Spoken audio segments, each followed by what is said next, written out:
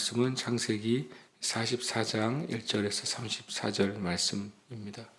창세기 44장 1절에서 34절 말씀.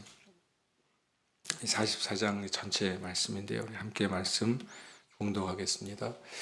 요셉이 그의 집 청지기에게 명하여 이르되 양식을 각자의 자루에 운반할 수 있을 만큼 채우고 각자의 돈을 그 자루에 넣고 또 내 잔 곧 은잔을 그 청년의 자루 아귀에 넣고 그 양식값 돈도 함께 넣으라 하매 그가 요셉의 명령대로 하고 아침이 밝을 때에 사람들과 그들의 나귀들을 보내니라. 그들이 성읍으로 나가 멀리 가기 전에 요셉이 청지에게 이르되 일어나 그 사람들의 뒤를 따라가서 그들에게 이르기를 너희가 어찌하여 선을 악으로 갚느냐. 이것은 내 주인이 가지고 마시며 늘 점치는 데 쓰는 것이 아니냐. 너희가 이같이 하니 악하도다 하라. 청지기가 그들에게 따라가서 그대로 말하니 그들이 그에게 대답하되 내 주여 어찌 이렇게 말씀하시나이까. 당신의 종들이 이런 일은 결단코 아니하나이다. 우리 자유에 있던 돈도 우리가 가나안 땅에서부터 당신에게로 가져왔거늘 우리가 어찌 당신의 주인의 집에서 은금을 도둑질하리이까. 당신의 종들 중 누구에게서 발견되든지 그는 죽을 것이요 우리는 내 주의 종들이 되리이다. 그가 이르되 그러면 너희의 말과 같이 하리라. 그것이 누구에게서든지 발견되면 그는 내게 종이 될 것이요 너희는 죄가 없으리라. 그들이 각각 급히 자루를 땅에 내려놓고 자루를 각각 푸니 그가 나이 많은 자에게서부터 시작하여 나이 적은 자에게까지 조사하며 그 잔이 베냐민의 자루에서 발견된지라. 그들이 옷을 찢고 각기 짐을 나귀에 싣고 성으로 돌아가니라. 유다와 그의 형제들이 요셉의 집에 이르니 요셉이 아직 그곳에 있는지라. 그의 앞에서 땅에 엎드리니 요셉이 그들에게 이르되 너희가 어찌하여 이런 일을 행하였느냐. 나 같은 사람이 점을 잘 치는 줄을 너희가 알지 못하였느냐. 유다가 말하되 우리가 내 주께 무슨 말을 하오리이까. 무슨 설명을 하오리이까. 우리가 어떻게 우리의 정직함을 나타내리이까. 하나님이 종들의 죄악을 찾아내셨으니 우리와 이 잔이 발견된 자가 다 내 주의 노예가 되겠나이다. 요셉이 이르되 내가 결코 그리하지 아니하리라. 잔이 그 손에서 발견된 자만 내 종이 되고 너희는 평안히 너희 아버지께로 도로 올라갈 것이니라. 유다가 그에게 가까이 가서 이르되 내 주여 원하건대 당신의 종에게 내 주의 귀에 한 말씀을 아뢰게 하소서. 주의 종에게 노하지 마소서. 주는 바로와 같으신 민이이다. 이전에 내 주께서 종들에게 물으시되 너희는 아버지가 있느냐 아우가 있느냐 하시기에 우리가 내 주께 아뢰되 우리에게 아버지가 있으니 노인이요 또 그가 노년에 얻은 아들 청년이 있으니 그의 형은 죽고 그의 어머니가 남긴 것은 그뿐이므로 그의 아버지가 그를 사랑하나이다 하였더니 주께서 또 종들에게 이르시되 그를 내게로 데리고 내려와서 내가 그를 보게 하라 하시기로 우리가 내 주께 말씀드리기를 그 아이는 그의 아버지를 떠나지 못할지니 떠나면 그의 아버지가 죽겠나이다. 주께서 또 주의 종들에게 말씀하시되 너희 막내 아우가 너희와 함께 내려오지 아니하면 너희가 다시 내 얼굴을 보지 못하리라 하시기로 우리가 주의 종 우리 아버지에게로 도로 올라가서 내 주의 말씀을 그에게 아뢰었나이다. 그 후에 우리 아버지가 다시 가서 곡물을 조금 사오라 하시기로 우리가 이르되 우리가 내려갈 수 없나이다. 우리 막내 아우가 함께 가면 내려가려니와 막내 아우가 우리와 함께 가지 아니하면 그 사람의 얼굴을 볼 수 없음이니이다. 주의 종 우리 아버지가 우리에게 이르되 너희도 알거니와 내 아내가 내게 두 아들을 낳았으나 하나는 내게서 나갔으므로 내가 말하기를 틀림없이 찢겨 죽었다 하고 내가 지금까지 그를 보지 못하거늘 너희가 이 아이도 내게서 데려가려 하니 만일 재해가 그 몸에 미치면 나의 흰 머리를 슬퍼하며 수올로 내려가게 하리라 하니 아버지의 생명과 아이의 생명이 서로 하나로 묶여 있거늘 이제 내가 주의 종 우리 아버지에게 돌아갈 때 아이가 우리와 함께 가지 아니하면 아버지가 아이의 없음을 보고 죽으리니 이같이 되면 종들이 주의 종 우리 아버지가 흰머리로 슬퍼하며 수올로 내려가게 함이니이다. 주의 종이 내 아버지에게 아이를 담보하기를 내가 이를 아버지께로 데리고 돌아오지 아니하면 영영이 아버지께 죄짐을 지리이다 하였사오니 이제 주의 종으로 그 아이를 대신하여 머물러 있어 내 주의 종이 되게 하시고 그 아이는 그의 형제들과 함께 올려 보내소서. 그 아이가 나와 함께 가지 아니하면 내가 어찌 내 아버지에게로 올라갈 수 있으리이까. 두렵건대 죄가 내 아버지에게 미침을 보리이다. 아멘. 창세기 44장은 유명한 이제 유다의 변론이 나옵니다. 이 내용에 보면은 굉장히 자주 등장하는 단어가 어찌하여 어찌하여 이렇게 말합니다. 요셉도 어찌하여, 요셉의 종도 어찌하여, 또 요셉의 형들도 어찌하여, 왜, 무엇 때문에, 이 말이 끊임없는 이제 있을 수 없는 또 황당한 또 이해할 수 없는 이 사건들의 연속이 일어날 때 계속 이제 어찌하여 하는 시험이 반복이 됩니다. 그때 유다의 변론은 놀랍게도 예수 그리스도의 그 대속의 은혜를 우리로 깨닫게 해주는 이제 변론을 하게 됩니다. 유다의 변론은 창세기에서 아브라함의 그 종이 그 이삭의 아내인 리브가를 구하러 갔을 때 했던 그 내용만큼이나 긴 내용입니다. 굉장히 창세기에서 한 사람의 이제 변론 가운데, 대화 가운데 가장 긴 대화 중에 하나가 바로 유다의 변론이고, 그 유다의 변론은 가족끼리 한 대화가 아니라 어떻게 보면 이제 재판과 같은 자리에서의 이제 변론이라고 할 수가 있습니다. 요셉이 이제 어떻게 보면 이제 트릭을 하나 쓰죠. 그러나 그것이 마지막 시험이 됩니다. 형과 또 그 온 형들의 마음을 시험하는 시험이 되죠. 각 양식을 다시 각자의 자리에 운반할 수 있을 만큼 채우고 돈을 넣고 그리고 그 청년의 자유 아귀에 넣으라라고 말하고 있습니다. 이제 어제도 얘기했지만 딱 이 2절 내 잔 곧 은잔을 그 청년의 자루 아귀에 넣고 이때 이제 청년이 베냐민이 청년이죠. 그러나 그 뒤에는 계속 아이라고 말하고 있어요. 그래서 오히려 좀 성경이 말씀하고 있는 그 연배를 좀 제대로 좀 이렇게 포함하고 있지 않는 문장이 계속 등장합니다. 또 심지어는 새 번역은 2절에 그 어린아이의 자루 아귀에 넣고라고 또 얘기하고 있습니다. 어제도 말씀드렸지만 30대 초반의 베냐민을 자꾸 아이라고 부르는 것은 조금 오역까지는 아니어도 좀 그 상황을 반영하지 못한 표현이나 번역이라고 저는 생각이 좀 듭니다.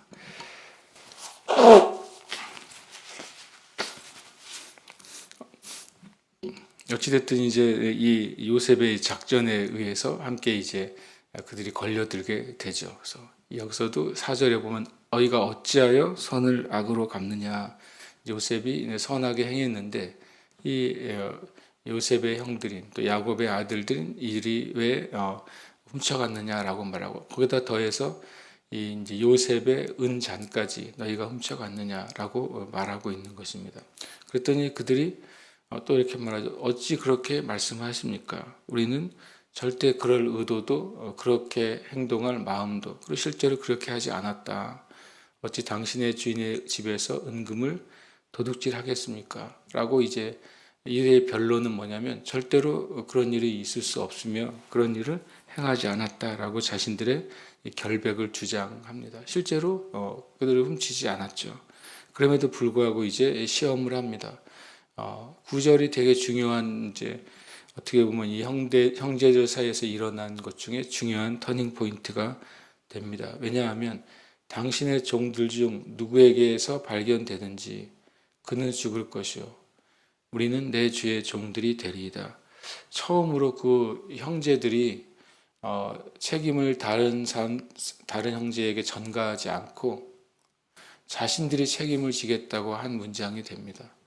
이 요셉이 어렸을 때에도 이 형들이 동생을 굉장히 미워했잖아요. 그리고 또 나중에 또 그 큰 형이 르우벤이 말렸는데도 이 요셉을 죽이려고 하고 그리고 결국엔 유다의 중재로 죽이지는 않았지만 또 노예로 팔리고 이런 이제 이 요셉이 등장하고 열한 형제의 그 상황들은 계속 서로 의심하고 분열하고 남을 탓하는 일들이 계속 지금까지 있어 왔습니다.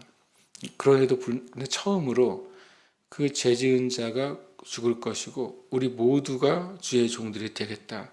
이것은 굉장히 중요한 이제 변곡점이죠. 이들 안에 이미 어떻게 보면 우리가 한 가족이고 한 형제고 한 운명 공동체라는 의식이 여기서 나오게 됩니다. 실은 이스라엘의 12지파는 그렇게 한 공동체고 또 한 생명을 나눈 형제라는 사실이 중요하게 됩니다. 그 이후에 이제 이 12형제가 12지파가 되고 민족이 되고 하나님의 백성이 되는 것이죠. 이것은 굉장히 중요한 이제 발견이 됩니다.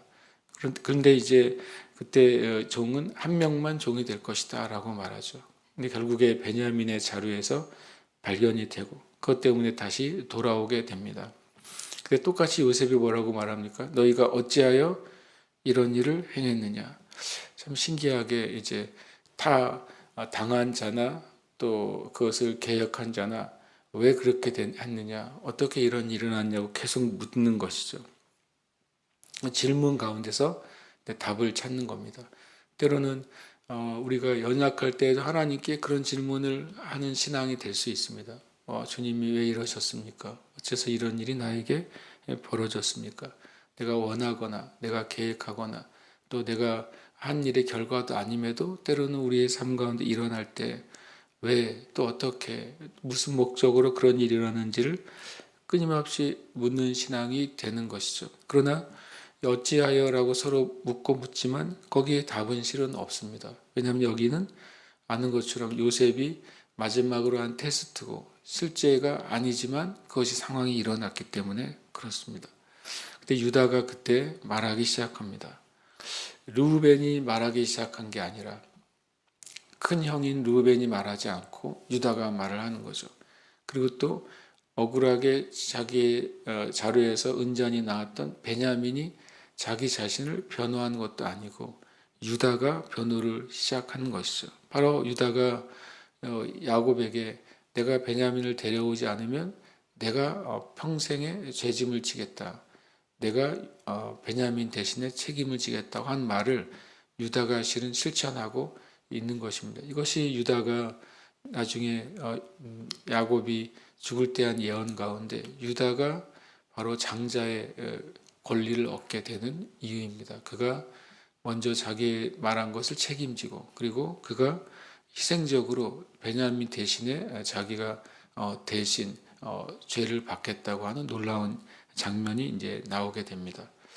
16절의 첫 번째로는 우리가 무슨 말을 한들 무슨 설명을 한들 우리의 정직함은 우리가 스스로 증명한들 그것은 소용이 없다라고 말합니다. 사람의 의는 소용이 없다는 것입니다. 그것이 사실이어도 소용이 없고 거짓이어도 소용이 없는 상태가 되어버린 것이죠. 그래서 그 결론을 유다는 하나님이 종들의 죄악을 찾아내셨으니 라고 말합니다. 바로 요셉을 팔아넘긴 죄악이 오랫동안 23년 동안 이 유다를 포함한 10형제를 쫓고 쫓아서 이 자리에서 딱 잡혔다고 하는 그 개념을 갖게 되는 것이죠. 회개되지 않은 죄는 결국에는 바로 우리를 잡는구나 하는 사실을 말하고 있는 것입니다. 그러니까 예수 그리스도 안에서 우리의 모든 죄가 씻기고 거룩하게 되었기 때문에 우리가 하나님 앞에 서 있는 것이지 우리가 우리의 개인의 낱낱의 의로 서 있는 것이 아닌 것과 같습니다. 우리와 이 잔을 발견된 자가 다 내 주의 노예가 되겠나이다. 다시 한번 유다가 공동 운명 그리고 공동의 죄, 공동의 심판을 다시 한번 말합니다. 그러면서 이제 그 잔이 그 손에서 발견된 자만 내 종이 될 것이다. 그런데 요셉은 계속 말합니다. 내가 결코 그리하지 않겠다. 한 명만 계속 이제 집중하는 것이죠. 베냐민이 내 종이 되고 너희들은 다 내가 풀어주겠다. 어떻게 보면 조금 이 형들로 말미암은 속에 우리가 살아날 길이 있구나. 그러나 이젠 베냐민을 포기해야 되는 것이죠. 마치 그 전에 요셉을 팔면서 자신들의 유익을 얻었던 것처럼 그렇게 할 수 있는 기회가 생겨버린 것입니다. 그때 18절에 유다가 그에게 가까이 가서 이르되, 이것은 어떻게 보면 생명을 건 변론이에요. 실은 이 18절 끝에 보면 주는 바로와 같으심이니이다 라고 말합니다. 그러니까 이 요셉의 권위와 권세가 이미 모든 근동 사람들에게 바로 같은 존재인 것이죠. 근데 그 바로 같은 존재에게 가까이 가서 말한다는 것은 실은 목숨을 건 행위예요. 이것이 거짓이면 그 자리에서 죽을 수 있는 것이고, 또 가까이 간 행위가 또 이 요셉인 총리를 위협한 행동으로 여겨졌을 때에도 당연히 목숨을 빼앗기는 행위입니다. 그러나 유다가 자기의 생명을 걸고 베냐민을 살리기 위해, 어떻게 보면 자기의 생명을 걸고 모든 형제를 살리기 위해 나아간 것을 보게 됩니다. 그때 첫 번째 그가 주장하는 것은 그의 아버지가 이 베냐민을 사랑한다라고 말하는 것입니다. 이것이 중요한 이제 유다가 요셉에게 하는 첫 번째 변론이에요. 그리고 두 번째 변론은 만약에 베냐민이 아버지를 떠나면 그 아버지가 죽을 것입니다. 아버지는 베냐민을 지극히 사랑하고, 그리고 베냐민에게 어떤 병고가 있다면 그 아버지는 죽을 것이다 라고 말을 합니다. 그리고 그 과정을 굉장히 상세하게 다시 설명합니다. 요셉이 마치 그 과정을 상기시키게 하기 위해서 처음 요셉을 만났을 때부터 또 요셉이 요구한 요구와, 그리고 그가 다시 또 아버지에게 가서 그 요셉의 요구를 말하게 되고, 그리고 그 과정 가운데 다시 이제 야곱이 요셉을 보냈을 때 상황을 가정하는 것입니다. 그러면서 이 야곱의 말은 29절에 너희가 이 아이도 내게서 데려가려 하니 만일 재해가 그 몸에 미치면 나의 흰머리를 슬퍼하며 수월로 내려가게 하리라. 바로 이 베냐민의 이곳에서의 남는 강금이나 노예가 노예로 전락하고 나머지 11 아들이 생명을 얻지만, 그러나 결국엔 이들의 아버지인 그 야곱이 죽게 될 것이다. 실은 이제 이 유다의 입장에서는 요셉은 그 아버지를 본 일이 없잖아요. 그런데 이 요셉의 베냐민을 이렇게 잡아 가두는 행위는 이 야곱이 본 적도 없는 그 아버지를 죽이는 결과를 낳을 거다. 이런 참 이제 놀라운 변론을 합니다. 당신이 베냐민을 잡는 것으로 끝나지 않고 당신이 한 번도 본 적이 없는 그 베냐민의 아버지가 이 일로 말미암아 죽게 될 것이다 라고 말하는 것이죠. 그러면서 아버지의 생명과 아이의 생명이 서로 하나로 묶여 있습니다 라고 말하는 것입니다. 그러니까 이제 베냐민을 잡는 것은 당신이 베냐민만 어떻게 심판하는 것이 아니라 상관없는 아버지를 죽이는 결과를 낳으니까, 그러면서 자기가 이제 답을 하나 하는 것이죠. 베냐민을 잡아들여서 그 아버지까지 죽이는 그런 엉뚱한 결과나 불의한 결과를 이 요셉이 택하지 마시고 나를 택하라는 것입니다. 나는 이미 그 아버지에게 베냐민을 대신하겠다고 맹세를 한 상태이니까 내가 남고 베냐민이 갈 때 베냐민도 살고 또 다른 형제들도 살고 아버지도 사는 최선의 선택이 될 것이다. 참 놀랍게 유다가 자신을 대속의 죽음으로, 대속의 종으로 자기를 내어주는 결심을 하는 것이죠. 이제 주의 종으로 그 아이를 대신하여 머물러 있어 내 주의 종이 되게 하시고 그 아이는 그의 형제들과 함께 올려 보내소서. 이 11 형제와 아버지를 포함하면 유다가 이 12명을 위한 자기 희생의 고백을 하게 됩니다. 결국엔 이 고백이 요셉의 시험을 통과하는 고백이 되고, 또 요셉이 자신의 마음을 정직하게 드러내고, 또 이 고백 때문에 이스라엘의 온 가족이 애굽으로 내려와서 구원의 역사가 새로운 전환점을 맞이하는 일이 되는 것입니다. 예수 그리스도의 그 대속의 희생이 결국에 온 인류의 구원의 은혜를 가져온 것처럼 이 유다가 그 희생의 마음을 가졌을 때 하나님의 역사가 나타난 것이죠. 그러면서 두렵건대 재해가 내 아버지에게 미침을 보리이다. 이 고백을 통해서 요셉이 이 유다의 그 희생적인 마음, 또 아버지를 향한 마음, 온 형제들을 향한 마음을 확인하게 됩니다. 실은 예수님의 희생이 우리에 가져온 그 놀라운 구원과 생명이 있는 것을 우리가 압니다. 마찬가지로 이 땅에 예수 그리스도를 믿는 자들의 그 사랑과 헌신이 또 다른 영혼들을 살리고 하나님의 구원의 역사를 이루어 가시는 것입니다. 저 여러분이 그 은혜 가운데 거하고 또 은혜를 흘려보내는 삶으로 우리의 삶을 드려지시기를 축복합니다. 함께 이 시간 기도하겠습니다. 예수 그리스도의 대속의 죽음과 부활의 승리가 믿는 우리에게 영생과 천국의 소망이 된 것처럼 교회와 성도들의 믿음의 삶과 헌신이 새 생명을 낳는 하나님 나라의 통로가 되게 하소서. 함께 기도하겠습니다.